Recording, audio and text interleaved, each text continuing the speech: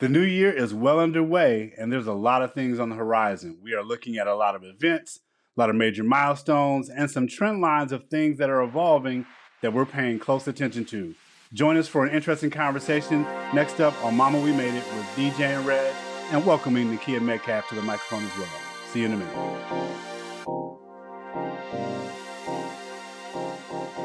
Yo, I know it's the middle of January, but it's still Happy New Year over here. Happy New Year. My Happy brother and New my sister. Year. What's happening? All is well. All is well. How are you, Nakeia?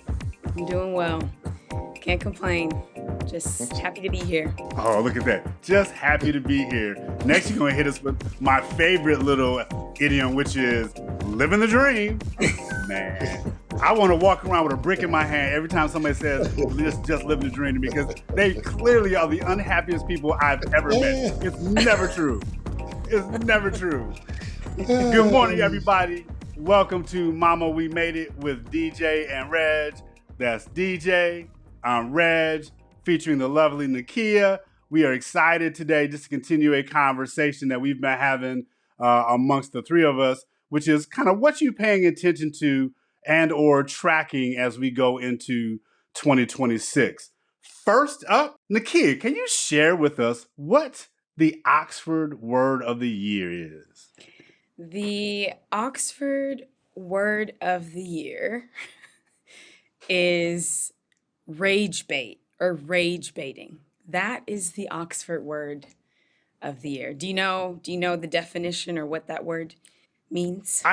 I think the definition of rage bait is naming the color of the year cloud dancer, which is another word for white, and looking for my anger in their level of engagement. I believe that would be an example of rage bait. Nah? Yeah, Is I that don't know. wrong? We need the educator. We need the educator to come in. And DJ, what is the definition of rage bait? Based on that reaction, I think that will work for Reg. Yeah, Yeah. yeah, I say so. It's So I see you're expressing shorthand. you're expressing your knowledge of color trends today, Nakeia. I am. I absolutely am. I am You laying into it? a Pantone color guru with the Can you cloud define cloud color. dancer? Cloud dancer. White. That is how I define cloud dancer. Everything and all things white. That's what cloud dancer means for me. Okay, so Nakeia, I'll flip this question to you. Reg would love your perspective ultimately as well. Do you feel like Cloud Dancer is a reaction to something from Pantone's Mm, perspective? that's a great question. I think it's a reaction to white. I think it's a reaction to a year filled with whiteness from all sides. And I think it's also sort of reflective of the positioning in the world. Like we're kind of seeing active removal of anything representative of non-white, we'll call it that. And so I think that, yeah, it's definitely a response to that. I think it's trying to make things palpable for a certain clear group. And I think that it's rage baiting. It's just a way to kind of poke and prod and get people, in my opinion, excited about the wrong things and enraged about the wrong things, and a way to distract, which is kind of the bread and butter of what I feel is kind of the crux of what's going on. So yeah, what about you, Reg? Is there a purpose for this color? You know, Pantone describes it, Cloud Dancer Pantone Color 11 4201, as a soft, airy white that symbolizes calm, clarity, and quiet reflection in a noisy world. And I think that's a great description for us who are noisy people, right? I think the premise is that there are those of us who are making noise, who are creating a certain sense of disruption around things that we see that need to be addressed. And the powers that be are letting us know very, very clearly, not with that program. So let's just kind of dead that, please. And, it is in that way, I think it is a tongue in cheek move, not without, a strong bit of irony. It'll be curious to me to see how that manifests in the art world in terms of the use of said Pantone color. But nah, I think you're right. It's a distraction. It is also a stick in the eye in this upside down world where they are using in the States the Civil Rights Act against the folks that the Civil Rights Act was intended to create opportunity for, and they are laughing all the way to the bank while they do it. So it continues to be the joke that is, real discourse and understanding of what's really happening playing in our faces. Yeah, I would agree. DJ, as an analytical numbers person, rage baiting is also attached to driving engagement and boosting numbers, that sort of wow moment, whether it's offensive or not. And so what are some ways, or what are some things that you're kind of looking forward to for us in terms of Mama We Made It and how we are engaging others that will be that sort of highlight and that moment that drives engagement, but also just drives engagement towards positive things, towards the things that we are focusing on, like flourishing? What's that click for you, that double click? It's a great question, Nakeia, and I'll answer it. I just want to circle back really quickly. Part of Pantone's argument was it's a clean slate. It represents a clean slate foundation, new beginnings, etc. So at best, it's a poorly marketed opportunity. Obviously, the timing is bad, etc. Does anyone know what the color was in 2025? Color of the year? Was it like a sienna kind of color? Nah, and this is where the argument probably comes from. That feels like you're leading us to say it was black. I was about to say, was it black? Mocha mousse. Mocha mousse. What's that, like light chocolate? It's a I don't like that there's an animal mocha in it. chocolate. Okay. No, well, not that kind of mousse. Not that kind of mousse. Okay. Yeah. Oh, okay. Gotcha. Edible mousse. So Edible comfort, mousse. Okay. nurturing, rich, and luxurious was the branding of that. So there wasn't a lot of uproar last year when they went brown. So all I'm saying is terrible timing. If I have to make all these distinctions and try to represent what you meant by, that's probably a problem, Pantone. So maybe I get your vision, but poorly executed. What am I looking forward to for Mama We Made It? You know what? I would love for us to continue to press on real issues that affect our people on a daily basis that some folks aren't necessarily as comfortable talking about. And I think that's important for us to do it. I think the three of us do it in a very intellectual way, in a thoughtful way, in a caring way. And we're not going to be short on issues in 2026. So I would love for us to continue to be really diligent around those concerns. At the same time, be informative, not just bring issues to light, put them on the table and hope people figure it out. But I think continuing to press on data, continuing to press on research and those things that can actually inform people to lead better lives, self-actualization. So I want us to be more purposeful around that. I think we already have. I think times are demanding that we continue to press those buttons and have fun at the same time. The two sound like they might be tough to achieve in the same conversations, but I think if anybody can do it, the three of us can. Yeah. For sure. How about you, Reg? Nah, I think I think that you can hold two things in one hand, you can hold two things in two hands, and I think that we, as a people, have always been people who have been good at multitasking and holding the bitter and the sweet, the joy and the pain simultaneously, and that won't change in the new year. For me, I'm walking backwards from recognizing the midterm elections are this year and what that means and how the conversation will unfold. You've already seen, as new folks. What's interesting to me right now, for example, is the number of sitting senators and representatives who are announcing they're not running for re-election in the coming election cycle. Yep. And holding that at the same time with a number of new faces and new places that are running for office. The Jasmine Crockett's of the world moving from a rep to run from Senate. And it's going to be fascinating to watch all the ways people throw rocks at the early candidacy of some people while giving the retirement announcement from people who've been very disastrous and disruptive to democracy, basically walking out with a golden parachute. And it's going to be really interesting to listen to that conversation over the year and try to help folks see through to the policy implications of it all.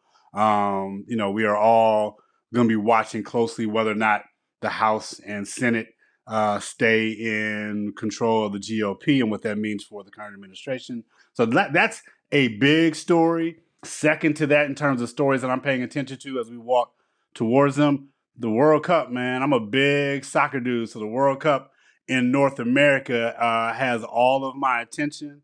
I'm definitely going to try to catch some matches, but I think I want to see them in Mexico or Canada for a whole host of reasons, but I'm hopeful that I can see some World Cup in this time zone and or on this continent. So I'm looking forward to that. There's so many other stories that will be coming up, but those are the two big ones that right now I'm walking towards as I think about how the year is going to unfold. It's funny you mentioned the World Cup because I know I'm surrounded by two sports, gurus, and I won't say that I'm a huge sports fan in that way, but I too am really excited for the World Cup. I'll be in Mexico City, and I know it's going to be really, really big there. And I Can I just call also dibs on your couch? yeah. Up, he called us, so we got to get DJ a tent. And I'm just no, you're always both welcome, but I'm excited about it because I really think that like those big sort of events are really unifying, like regardless of where you're coming from. Even if you're not if you're a fair weather fan like myself, I'll be like Arsenal. I don't really know who's all on that team, but like you just kind of get into the spirit. Everybody's excited around you, having a good time. And so I think that especially coming from any previous year, when you have something like that upcoming, it's just like a really good chance to come together and to, just like celebrate really in a fun way. So yeah, I'm super looking forward to that. Obviously, I'm looking forward to Black History Year. More specifically, I'm looking forward to just like diving into more stories of my family. Because I'm the youngest, and people are getting older, so I'm always just trying to like get more stories, more insights from them before they go on. So I think those two things will be really, really exciting in the new year. And then hopefully an announcement at the end of this year from Pantone that the color of the year is black. That's what I'm hoping for in 2026 this I year. want a deep, like ebony coal Jack Johnson black. I want a deep black. Yeah. That blue black. I want that blue black. That's what I want. Yeah. Here at Mama We Made It. That's what we're voting on. That's what we vote on. Blue black. Here for it. That may be a few years off, my good people. But we can check. They gave y'all mocha. Y'all trying to they gave y'all mocha. That's funny. What else is on the calendar for you guys? What else you thinking you're getting excited about in 2026? By the time this airs, we'll be on the eve of Reverend Dr. Martin Luther King Jr.'s holiday. It is that time of year where I get frustrated by people who will not say the full name. I think those honorifics do matter and they're part of the story.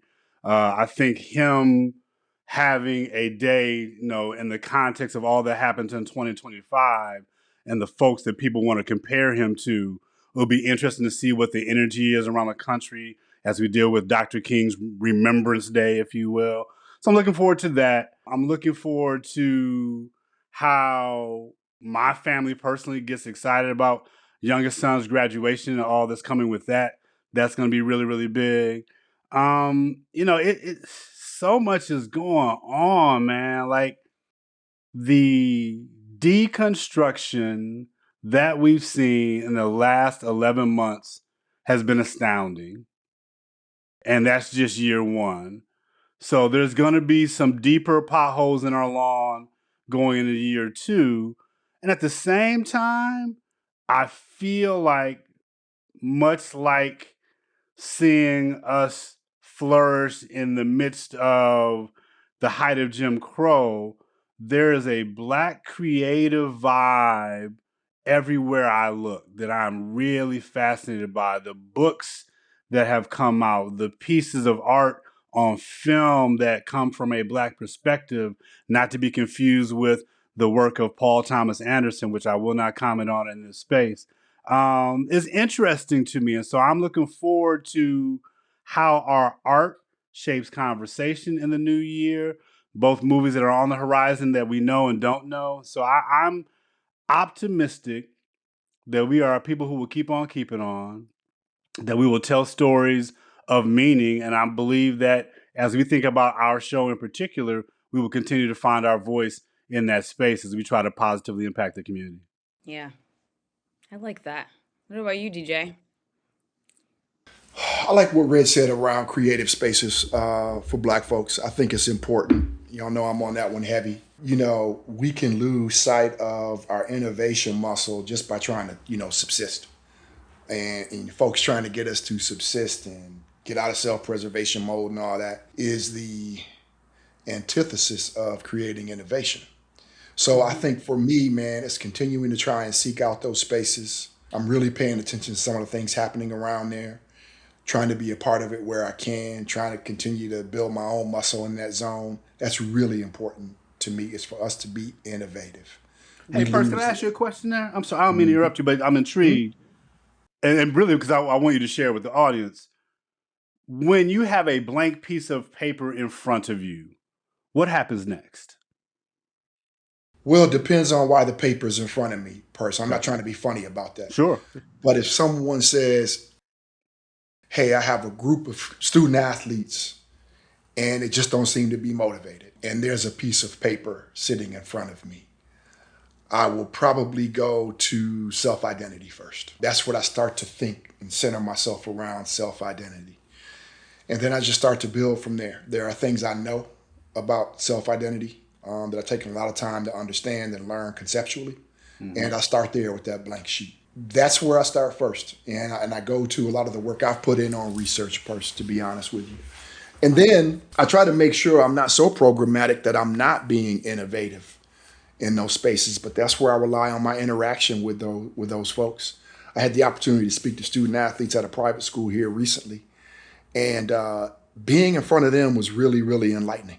The school was Brophy Prep. What I did know is folks like, why is the brother's name escaping me, the receiver for the Cardinals? Larry Fitzgerald? Larry Fitzgerald, right? His son goes there. He's a receiver, other prominent ex-NFL folks. So I wasn't quite sure what the mix was going to be. And it was predominantly white. But over half of them are getting financial assistance. And folks that look like us do show up there. They go on to great schools. So spending time with them and understanding what's on your mind right now. Like, what are you thinking? What do you feel like you're capable of? What are you not capable of? So I kind of take that and use that to help inform that sheet of paper that you're talking about. But for me, man, self-identity is typically the root of everything. And you innovate out of that space? I do innovate out of that space. I do. Because again, for me, man, growing up, it wasn't always about having toys, and it wasn't always about buying something. It was about making something to entertain yourself. Yeah. Pieces of paper turn into little men that I use to do, thing, right? Writing, not just reading, but writing at a young age. So yeah, man, it's about trying to maintain innovation, but at the same time, realizing research matters.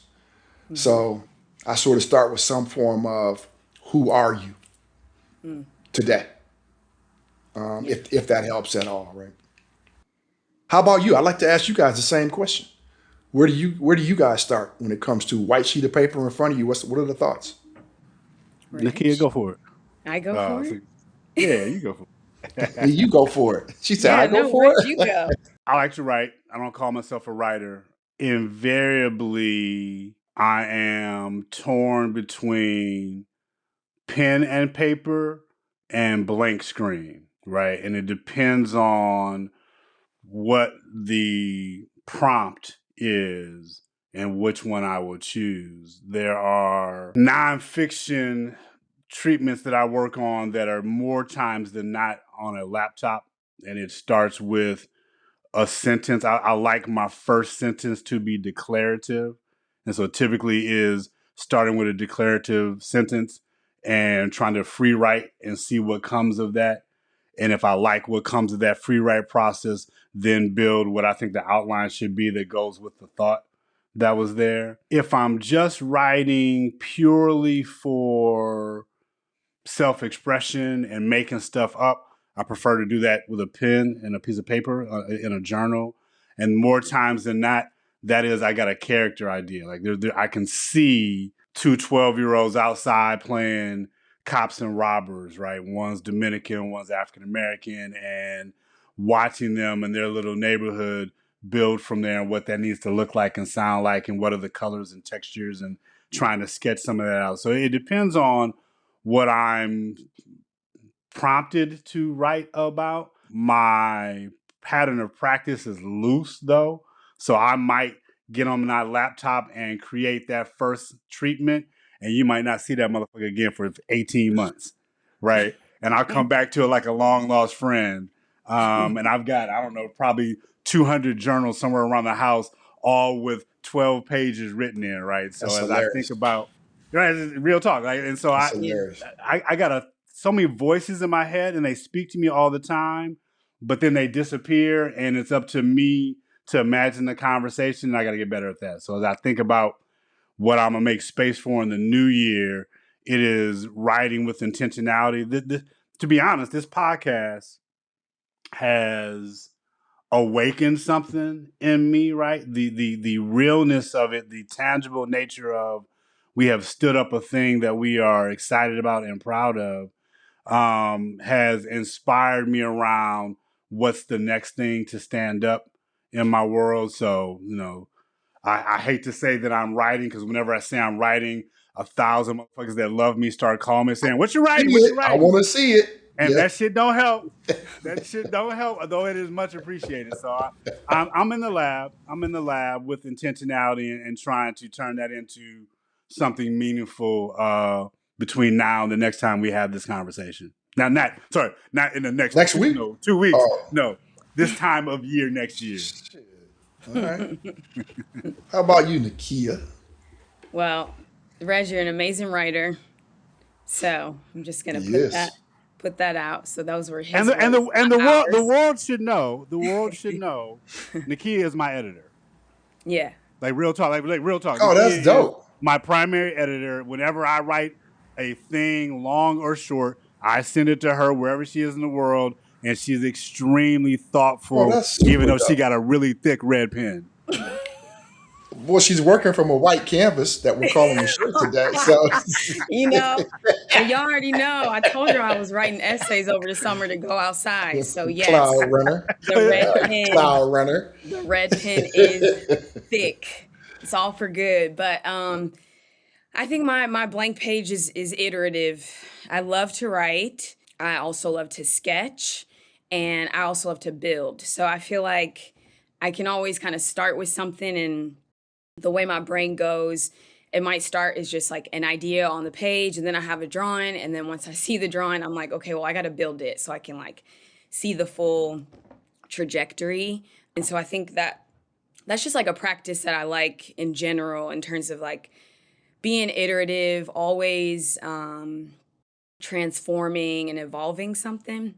But DJ, something that you mentioned and something that I really want to embrace with whatever is upcoming in this year is those concepts of self-identity and innovation.